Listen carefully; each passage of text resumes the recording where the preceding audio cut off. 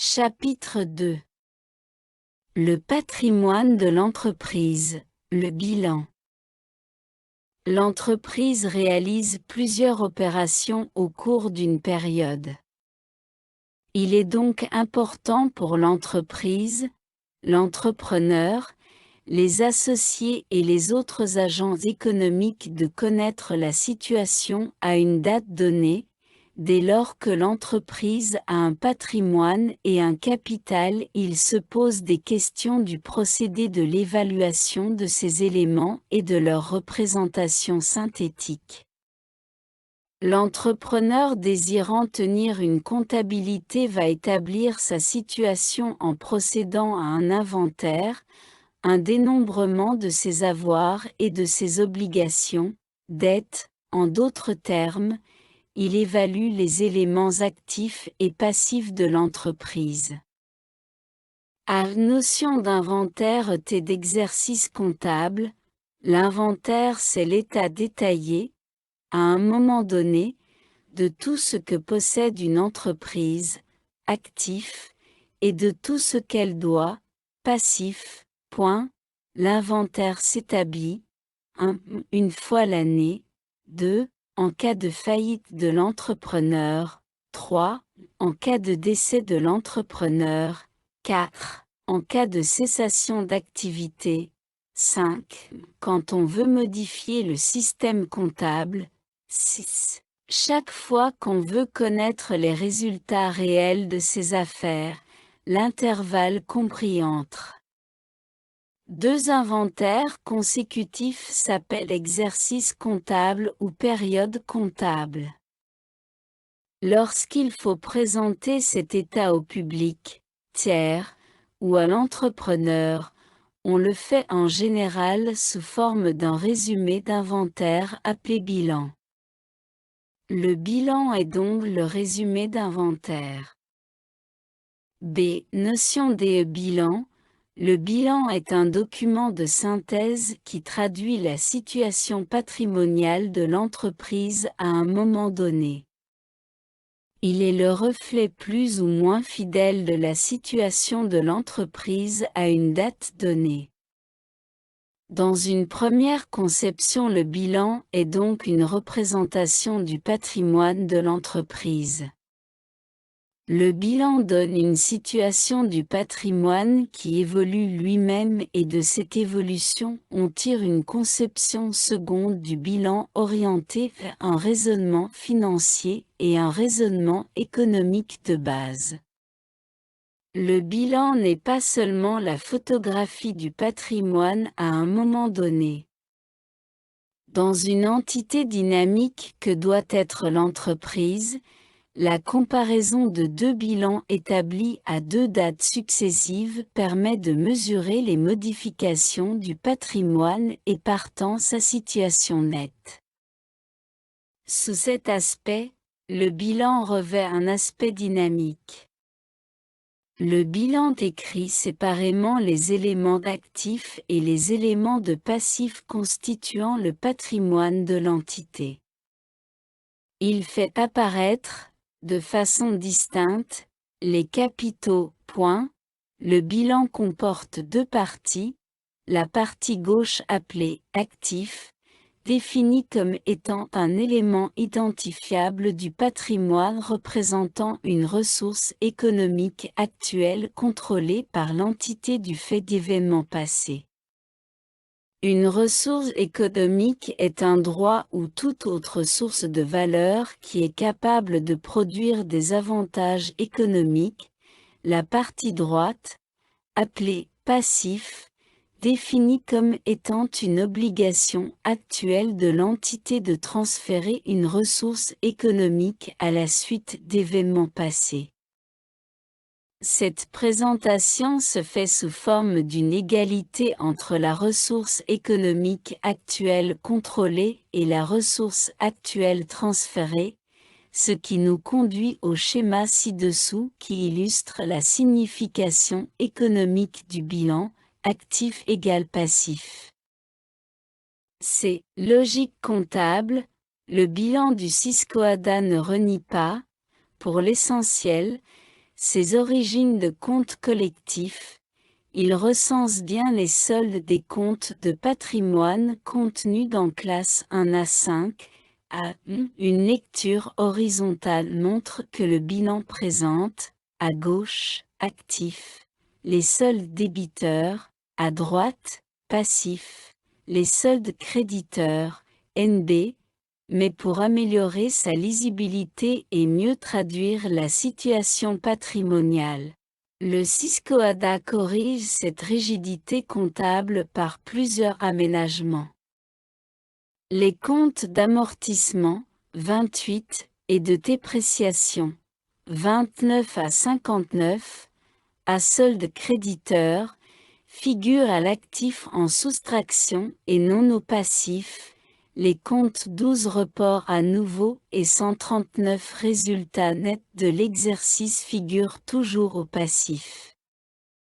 En addition, si leurs soldes sont créditeurs, en soustraction, si leurs soldes sont débiteurs, B, une lecture verticale révèle, d'abord dans le haut de bilan, un actif immobilisé reprenant les comptes de la classe 2, un passif interne ou capitaux propres et des dettes financières enregistrées en classe 1, puis dans le bas de bilan, un actif circulant, reprenant les soldes débiteurs des comptes des classes 3 et 4, et un actif de trésorerie, reprenant les soldes débiteurs des comptes de la classe 5, un passif circulant, reprenant les soldes créditeurs des comptes de la classe 4, et un passif de trésorerie, reprenant les soldes créditeurs des comptes de la 5. NB. Les postes sont classés dans un ordre fonctionnel, tant à l'actif qu'au passif. Mais le Cisco-ADA introduit un décalage, les écarts de conversion.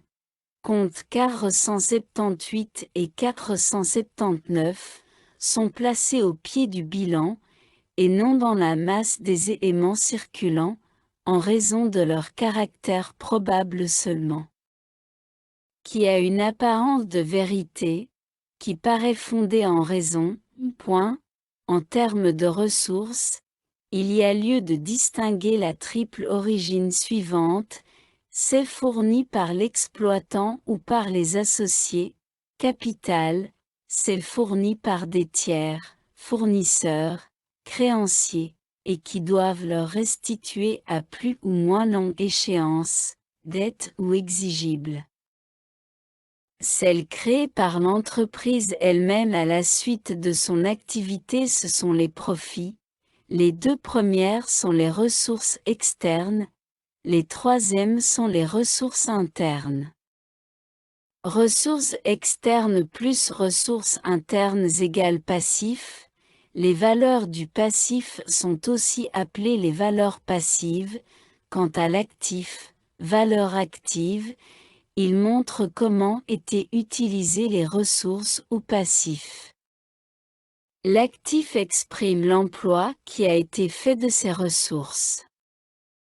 Les emplois figurant à l'actif du bilan peuvent être classés en emploi provisoire, biens de l'entreprise, stock, immobilisation, en emploi définitif, perte, constatée par la consommation, à l'achat des biens de l'entreprise.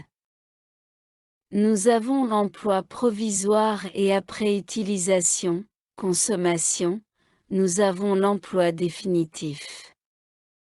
L'emploi définitif sort du bilan, l'analyse du passif et de l'actif du bilan conduit à ce qui suit, emploi égale capital plus dette plus résultat, profit, emploi plus résultat, perte, égale capital plus dette. D. Structure des classements des éléments patrimoniaux ou classement des comptes dans le bilan. Les postes de l'actif et du passif sont classés dans un certain ordre. Le classement adopté, c'est celui retenu par le Cisco-ADA, Système comptable OHADA. Il est fondé sur 1. L'ordre de liquidité croissante des emplois provisoires, élément d'actifs. 2. L'ordre d'exigibilité croissante des ressources externes, élément du passif profit. Les résultats nets de la période sont à placer selon l'option adoptée au passif en plus si c'est un profit, en moins si c'est une perte. On appelle liquidité l'aptitude plus ou moins grande d'un bien à être transformé en monnaie. La situation nette, SN, est la valeur réelle de l'entreprise et elle se détermine de deux façons. SN égale total actif moins total dette. SN égale capitaux propres plus ou moins résultat. NB. Le total de l'actif doit être égal au total du passif. Les égalités établies ci-dessus matérialisent le quatrième principe fondamental de la comptabilité qui s'énonce comme suit. L'équilibre du bilan n'est jamais ébranlé ni rompu à condition bien entendu que dans un de totaux figure le capital. On appelle ce principe le principe de l'équilibre du bilan. Au point de vue comptable, la confection du bilan est l'opération la plus importante. Il est l'un des aboutissements le plus essentiel des écritures du mois, du trimestre ou de l'année, selon que l'exercice comptable est mensuel, trimestriel ou annuel, de documents privés. Le bilan devient un document public en ce sens qu'il rend compte de la gestion de l'administration, il donne la situation de l'entreprise et éclaire les tiers, les entités constituantes, l'organisation supérieure, sur la situation de l'entreprise. Que peut-on dire des bilans déficitaires ? Il peut arriver en effet qu'à la suite d'un sinistre ou des opérations malheureuses, mauvaise gestion, le passif exigible de l'entreprise dépasse l'actif de l'entreprise. Le capital de celle-ci a été dans ce cas entamé et peut même disparaître, il a fait place à un déficit. Pour équilibrer le bilan, on inscrit un déficit soit du côté gauche du tableau, soit du côté droit en négatif, en résultat négatif. Point. Les objectifs visés par la tenue d'une comptabilité générale peuvent être appréciés. Il s'agit essentiellement d'établir des situations, balance, bilan, résultat, faisant apparaître les incidences des flux sur le patrimoine afin d'informer les dirigeants et les tiers, propriétaires. Administration fiscale, de fournir les bases d'une analyse de l'activité de l'entreprise, de mettre en place des moyens de contrôle des enregistrements, contrôle permis par la comptabilité à partie double, de mesurer des valeurs, nécessaires aux enregistrements ou résultats des enregistrements. Sorte de bilan, on distingue 1. Le bilan d'origine ou de fondation.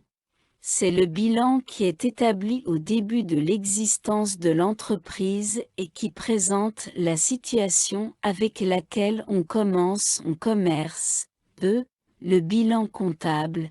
C'est un bilan établi intérieurement après création de l'entreprise. Il est qualifié de comptable parce que résultat des opérations enregistrées dans les livres comptables. Ce bilan peut être A. Le bilan d'ouverture qui présente la situation de l'entreprise au début d'un exercice comptable. P. Le bilan de clôture, de fin d'exercice qui est établi à la fin d'un exercice comptable après enregistrement des opérations réalisées au courant de cet exercice et les travaux d'inventaire réalisés à fin. Il correspond au bilan d'ouverture de l'exercice suivant. 3. Les bilans intermédiaires sont établis en cours d'exercice afin de suivre l'évolution des valeurs d'exploitation et des dettes à court terme. Ce contrôle sur des périodes courtes permet de voir si la règle de l'équilibre financier minimum est respectée et de prendre les mesures rectificatives de la politique de l'entreprise si nécessaire. 4. Le bilan de fusion, d'absorption, de scission est établi lors d'une fusion, absorption ou scission compte tenu des plus-values constatées sur tous les éléments apportés. 5. Le bilan de liquidation est un bilan établi avant la liquidation d'une entreprise et dans lequel les éléments qui figurent sont évalués à des valeurs inférieures aux valeurs nettes pour tenir compte du fait que la liquidation s'accompagne des pertes importantes.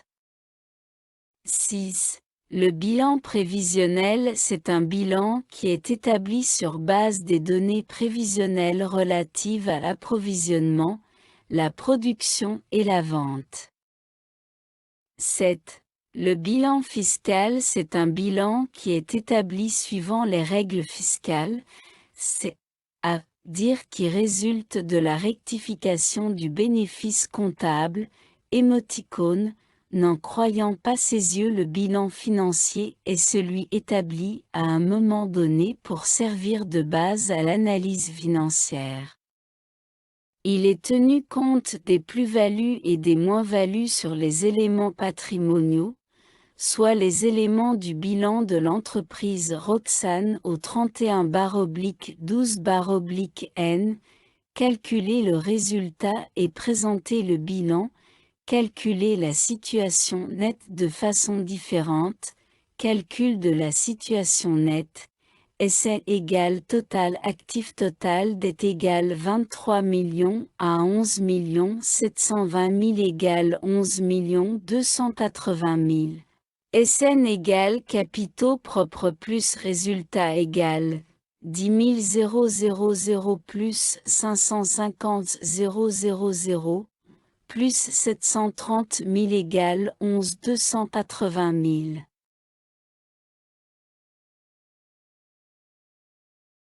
7. La variation des postes du bilan. Chaque opération réalisée par l'entreprise a pour conséquence de modifier le bilan. 7. Une opération ne rompant pas l'équilibre du bilan. Une entreprise présente le bilan ci-dessous au 01/02/N. Exemple 1. Augmentation d'un poste de l'actif consécutif à la diminution d'un autre poste de l'actif. Le 02/02/N. Un client règle 200 000 FC en espèces. 1. Analyse de l'opération. A. Le poste client diminue de 200 000 FC. B. Le poste caisse augmente de 200 000 FC. 2. Bilan après cette opération. L'opération a modifié la structure de l'action mais le total du bilan n'a pas changé. L'équilibre reste le même. Exemple 2. Diminution d'un poste de l'actif consécutive à la diminution d'un poste du passif le 03/02/N. L'entreprise paye un fournisseur avec 500 000 FC retiré de la caisse. 1. Analyse de l'opération. Le poste d'actif, caisse, diminue de 500 000 FC. Le poste de passif, fournisseur, diminue de 500 000 FC. 2. Bilan après cette opération. Cette opération a diminué simultanément, et pour un même montant, un poste d'actif, caisse, et un poste de passif, fournisseur. L'équilibre du bilan n'a pas été rompu. Exemple 3. Diminution d'un poste de l'actif consécutive à l'augmentation d'un poste de l'actif. le 04/03/N, l'entreprise ouvre un compte en banque et verse 150 000 FC prélevés dans la caisse. 1. Analyse de l'opération. Le poste d'actif, caisse, diminue de 150 000 FC. Un nouveau poste apparaît à l'actif, le poste banque, qui reçoit un 50000 FC. 2. Bilan après cette opération. Exemple car, le 05/02/N, un fournisseur tire un effet à payer de 700 000 FC sur l'entreprise, écrit par lequel l'entreprise accepte de payer 700 000 FC à ce fournisseur à une certaine date. Point. Analyse de l'opération. Le poste apparaît au passif, le poste effet à payer. Point. Bilan après cette opération. Cette opération modifie la structure du passif par l'adjonction de postes. L'équilibre du bilan n'est pas rompu. Conclusion. Chaque opération réalisée par l'entreprise entraîne une variation du bilan. Soit en modifiant la structure de l'actif par une variation des postes ou par une adjonction de postes, soit en modifiant la structure du passif par une variation des postes ou par une adjonction des postes, soit en modifiant à la fois la structure de l'actif et la structure du passif. Dans chacun de ces cas, l'équilibre du bilan n'est pas rompu.